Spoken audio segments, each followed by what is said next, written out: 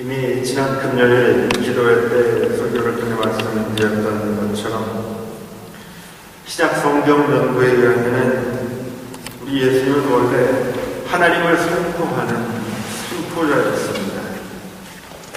그러나 예수님이 돌아가시고 예수님을 구주로 고백하는 그리스도의 교회는 예수님 자신을 선포하기 시작했습니다. 시간이 지나면서 선포자가 선포의 내용으로 바뀐 셈이었습니다. 왜 그랬을까요? 이 질문에 대한 대답 속에는 하나님 나라가 무엇인가 하는 질문의 답과 함께 예수님이 누구신가 하는 질문의 답이 함께 들어있습니다. 예수님의 인격 속에 이미 하나님 나라가 실현되어 있었기 때문입니다. 여러분, 성경적인 의미에서 보았을 때 하나님 나라는 단순히 장소의 개념이 아닙니다.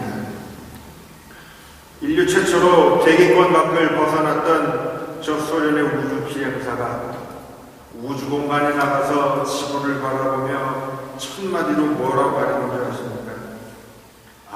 우리가 하늘이라고 부르는 이곳에는 하나님이 없다.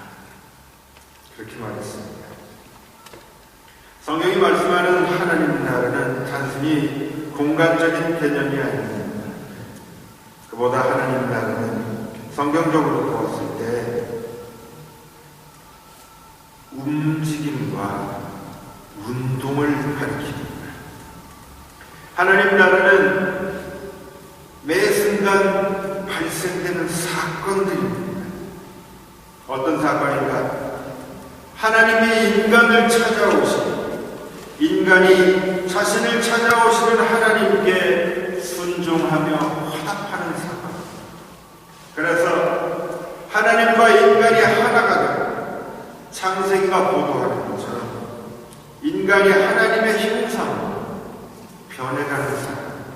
바로 거기에 하나님 나라가 존재합니다. 그리고 바로 이 하나님 나라는 그렇기에 예수 그리스도를 디렉트로 가리킵니다. 예수님이야말로 언제나 하나님이 찾아오시고 동시에 그에 화답하고 하나님의 뜻에 순종하는 것, 바로 그가 예수 그리스도였기 때문입니다. 바로 그래서 예수님은 하나님 나라를 선포했지만 그를 따르는 그리스도의 교회는 예수님을 선포했습니다. 하나님 나라가 바로 예수님에게서 완전히 실현되어 있었기 때문입니다.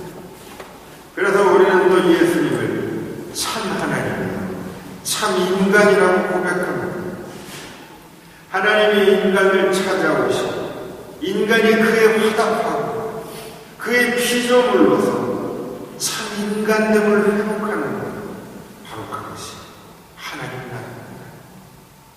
사랑하는 여러분, 하나님 나라가 어디 있습니까? 단순히 우리가 생물학적인 죽음을 맞이한 후에 경험하게 될 것입니까? 성경적인 하나님 나라는 하나님이 우리를 찾아오시고 우리가 예수님처럼 우리를 찾아오시는 하나님께 순종하고 그의 뜻에 합당하게 화답하는 바로 거기에 하나님 나라가 발생합니다. 이런 의미에서 하나님과 완전히 일치를 이루고 사셨던 예수님이 다른 사람들에게로 향해 가는 것은 우연이 아니었습니다. 예수님 안에서 하나님은 끊임없이 모든 인간들에게로 향해 가시고 예수님을 통해서 하나님은 당신의 뜻에 합당한 인간들을 찾으시고 바로 그렇게 당신의 나라를 이 땅에서 건설하고자 하셨습니다. 예수님은 당신의 전생애를 통해서 인간들을 찾아가십니다. 그리고 그와 함께 하나님도 예수님을 통해서 인간들을 찾아가십니다. 무슨 일이 발생했습니까? 하나님께서 예수님과 함께 찾아갔던 인간들이 모두 하나님의 이 초대에 응했습니까? 시작한 모든 이들이 다 하나님 나라로 예수님을 받아들였습니까? 그래서 예수님처럼 바로 그렇게 그들도 그렇게 반응했습니까?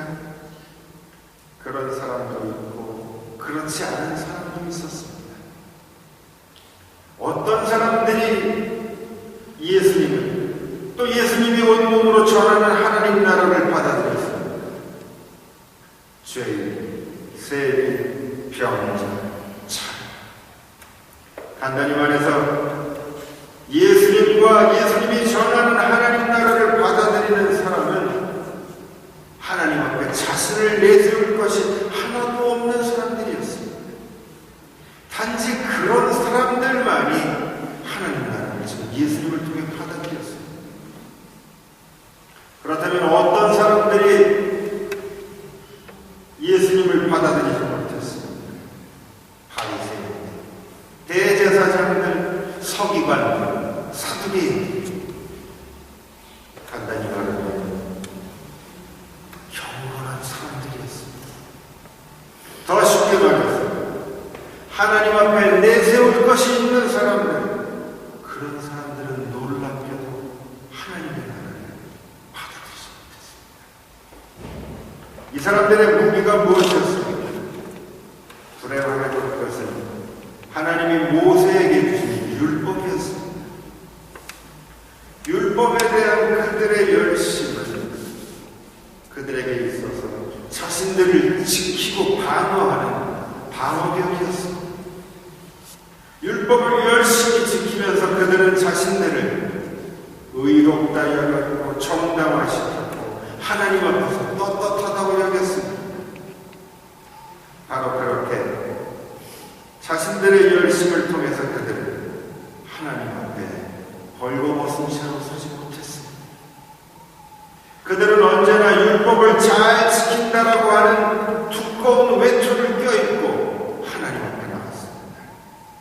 그리고 그들은 자신들의 두꺼운 외투를 하나님 앞에 자랑스럽게 드러냈습니다. 우리는 저 율법이 무엇인가를 정확히 알아야 합니다. 모세의 율법은 10계명으로부터 시작해서 오늘날 613가지 이루고 있습니다. 매 상황마다 10계명을 토대로 해서 상황에 맞도록 규칙들이 자꾸자꾸 첨가됐습니다. 그런데 여러분, 율법의 본질이 뭔지 아십니까? 과연 저 경건했던 유대인들이 주장하는 것처럼 율법이란 그를 통해 인간이 자신을 스스로 구원하는 도구인가 말입니다. 그것은 저들의 완전한 오해였습니다. 왜냐하면 이 율법을 주시는데 하나님은 율법을 주시기 전에 이미 하나님의 은혜를 전제하고 있습니다. 율법을 주시기 전에 하나님은 이미 인간들을 찾아오십니다. 구약 성경으로 보았을 때 모세가 시내산에서 하나님의 율법을 받기 전에 어떤 일이 있었습니까? 이미 여호와 하나님이 신음하는 저 애굽의 노예들을 찾아오셨습니다. 하나님이 인간들을 찾아오시는 것, 바로 이것이 성경적인 의미의 은혜입니다. 그리고 저 노예들은 그렇게 하나님이 찾아오셔서 하나님의 은혜 안에 서 있었습니다. 다시 말해서 율법이란 하나님께서 인간들을 찾아오시고 그 인간들이 하나님의 은혜 안에 서 있는 한 바로 그럴 때 비로소 율법의 의미가 드러납니다. 십계명의 앞에 무엇이 적혀 있습니까? 출애굽기 20장 2절에 하나님이 이 모든 말씀으로 일러 가라사대 나는 너를 애굽 땅 종되었던 집에서 인도하여 낸 너의 하나님이다. 하나님은 십계명으로 시작되는 율법을 주시기 전에 당신이 그들을 찾아오셨습니다. 이미 그들이 하나님의 은혜 안에 있음을 강조합니다. 그리고 십계명의 명령들이 이어집니다. 나 외에 다른 신을 섬기지 거기에 새긴 우상을 섬기지 말라. 너는 여호와 하나님의 이름을 망령되이 일컫지 말라. 안식일을 거룩하게 지키라. 부모를 공경하라. 이 계명은요, 이걸 지켜야만 구원받을 수 있는 것들이 아닙니다. 이 명령들은 저 이스라엘의 노예들이 이미 하나님의 은혜 안에 서 있음을 전제로 해서 이해되어야 됩니다. 너희가 내 품 안에 있다면 너희들은 이렇게 하게 될 것이다. 명령형은 서술형으로 이해돼야 됩니다. 그래도 남아있는 저 명령형은 구체적으로 이제 경계선으로 이해될 수 있습니다. 너희는 내 품 안에서 이러이러한 경계를 벗어나면 안 된다.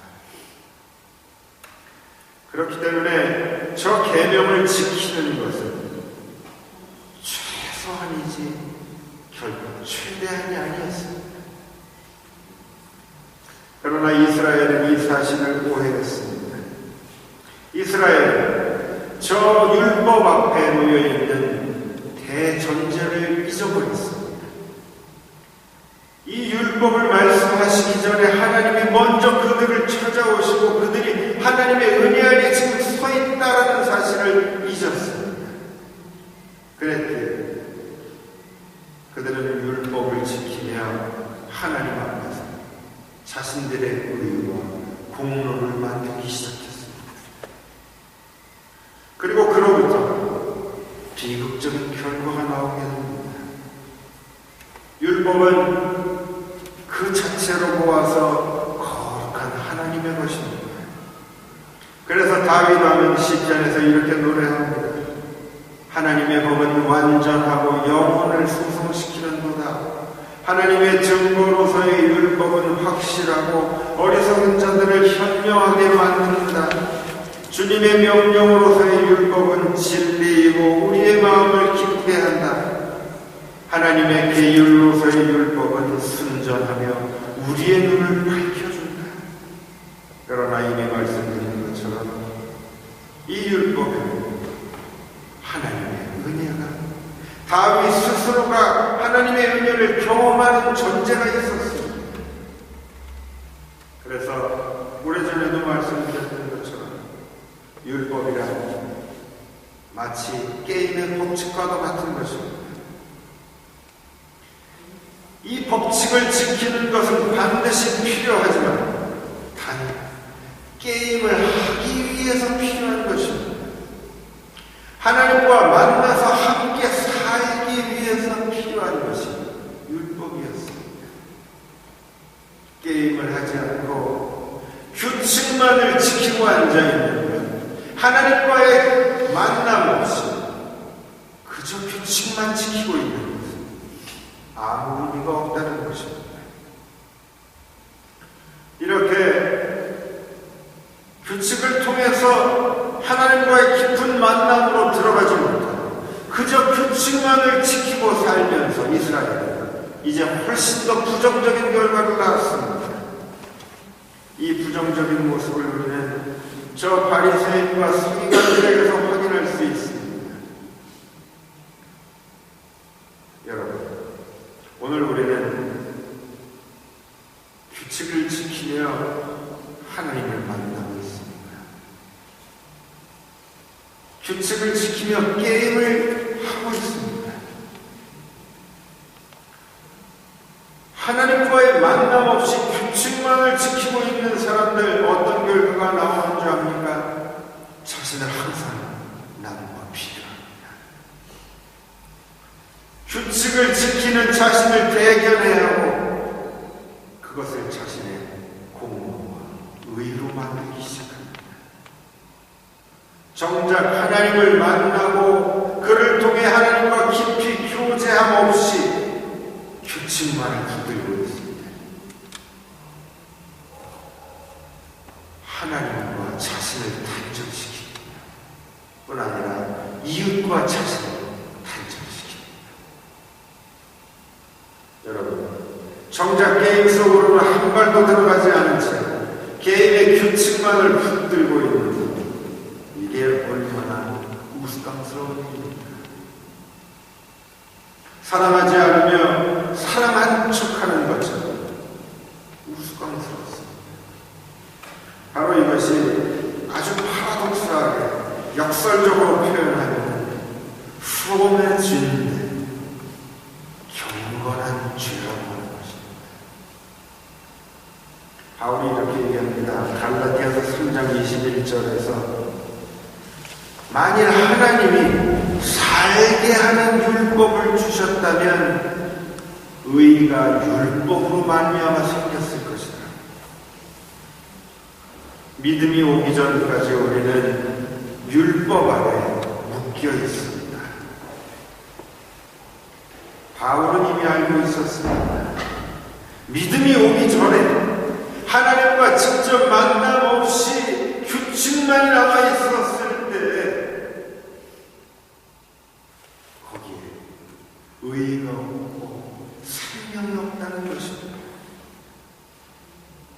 로마서 8장 2절에서 바울은 이렇게 말합니다. 그리스도 예수 안에 있는 생명의 성령의 법이 죄와 사망의 법에서 너를 해방하였다. 여러분, 여기 있는 죄와 사망의 법이 뭔지 압니까? 바로 하나님과의 만남 없는 그저 규칙만을 움켜쥐고 있는 이것이 바로 죄와 사망. 여기서 바울은 하나님과의 깊은 만남 없이 규칙만을 움켜쥘 때 바로 그 율법, 죄의 사망의 법이라고 말하는 것입니다. 고린도전서 3장 7절에 넘어가면 돌에 써서 새긴 죽게 하는 의문의 직분이라고 표현합니다. 돌에 써서 새긴 것이 뭡니까? 바로 십계명 율법입니다. 의문은 문자입니다. 독일어로 묵시타베라고 합니다. 바울은 말합니다. 하나님과의 구체적인 만남 없는 율법, 그것은 그저 문자주의에 불과하다는 것입니다. 그리고 문자주의는 그 자체로 살리는 것이 아닙니다. 거기에 살이 없습니다. 죽이는 것이다. 그래서 율법은 바울에 의해 인간을 종살이 하게 만듭니다. 이제는 우리가 얽매였던 것에 대하여 죽었으므로 율법에서 벗어나주니 이러므로 우리가 영의 새로운 것으로 섬길 것이요 의문의 묵은 것으로 아니할 것이다. 하나님과의 만남 없는 그저 규칙만을 붙잡는 문자주의, 삶 대신 죽음만을 선사할 뿐이라는 것입니다. 사랑하는 여러분, 오늘까지 우리는 경건하게 살아왔을 수 있습니다. 오늘까지 우리는 규칙을 잘 지키며 살아왔을 수 있습니다.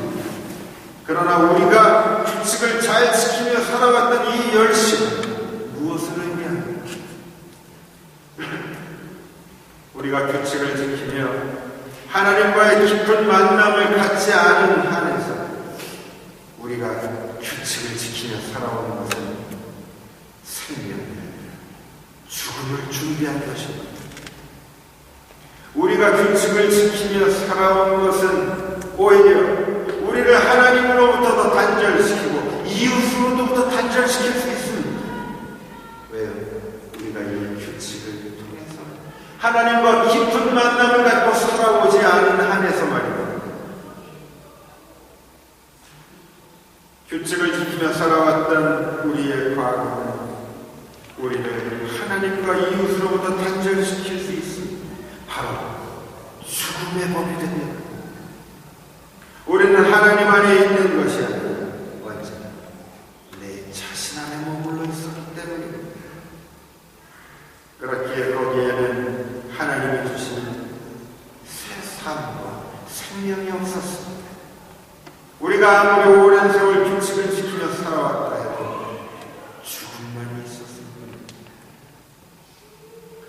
어찌 보면 우리는 내 자신의 법을 따라 내 경험과 내 판단을 따라 살면서 우리 자신에게 그리고 서로에게 죽음을 준비하며 살아갑니다.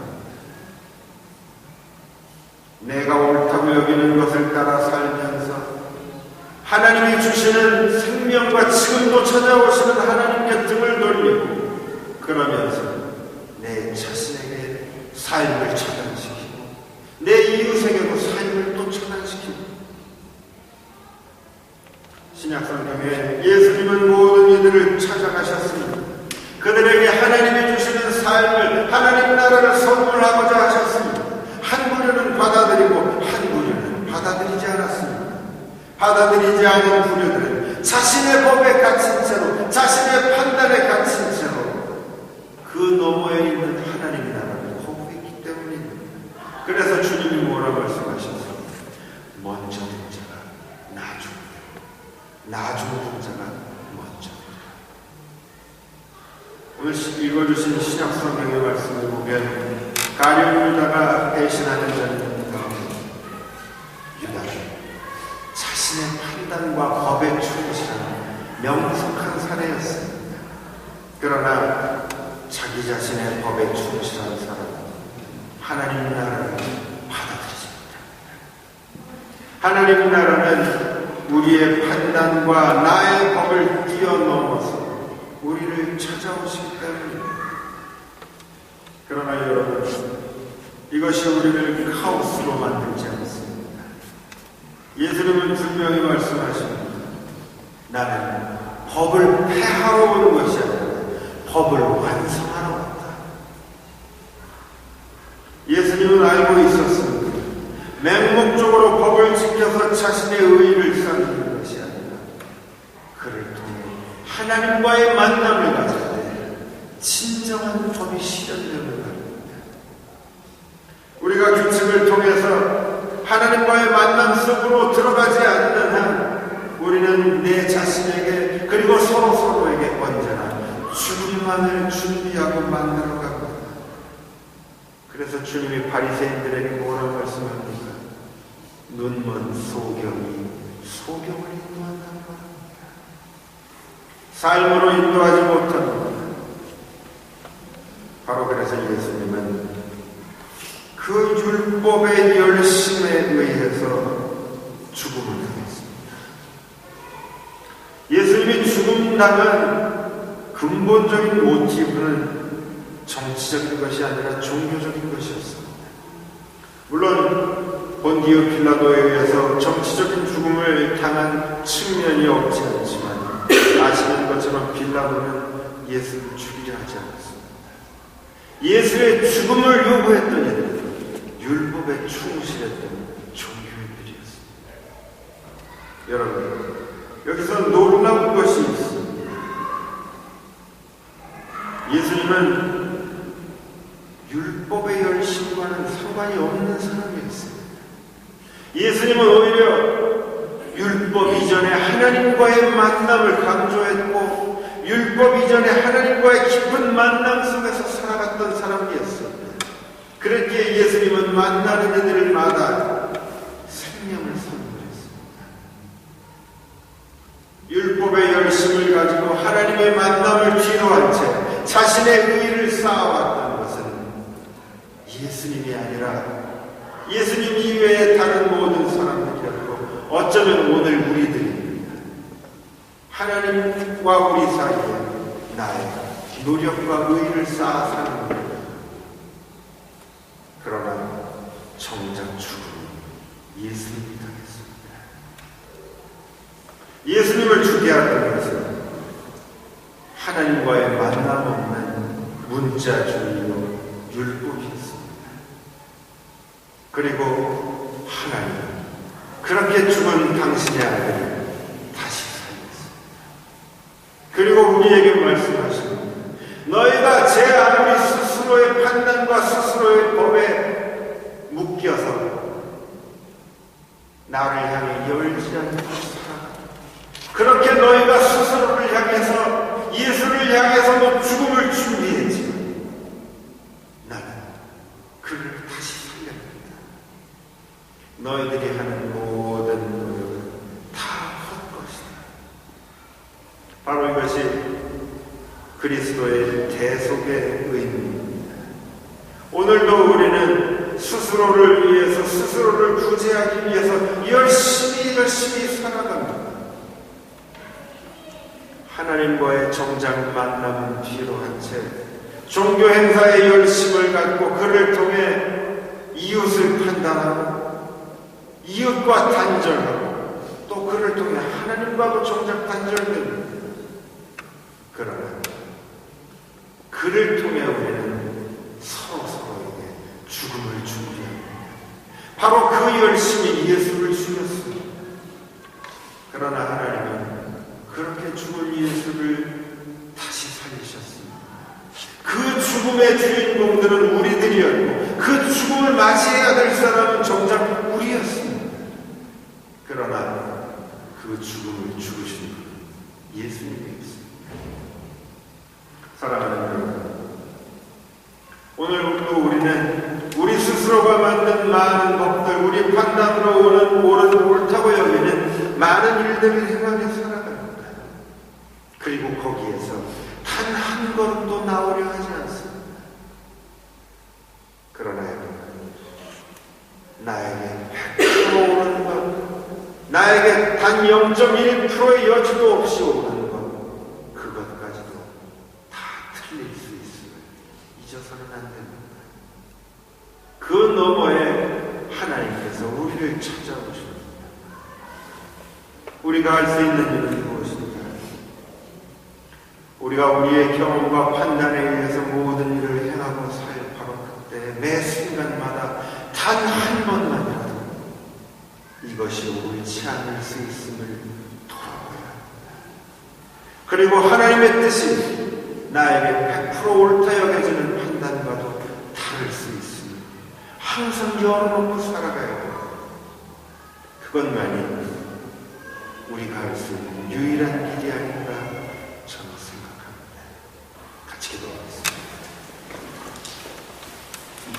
스스로 옳다 여기는 열심으로 바로 그 열심 때문에 죽어갔던 예수님을 봅니다. 그 죽음은 오늘도 우리가 스스로를 위해 만드는 것이며 이웃을 판단하며 만들어가는 것임을 또한 고백합니다. 그러나 하나님 그렇게 죽으신 예수를 다시 살리셨고 오늘 우리에게 명하십니다. 너희가 하는 판단과 너희의 법 속에 갇히지 말라. 그리스도 안에서 자유롭게 살게 하옵소서. 우리 삶 속에 진정 법 뒤에 숨지 아니하고 하나님과 깊은 만남 속에 살아가게 하옵소서. 그리하여 법의 종들이 아니라 누구보다 자유로운 자들이 되도록 주여 도와주시옵소서. 예수님의 이름으로 기도하옵나이다.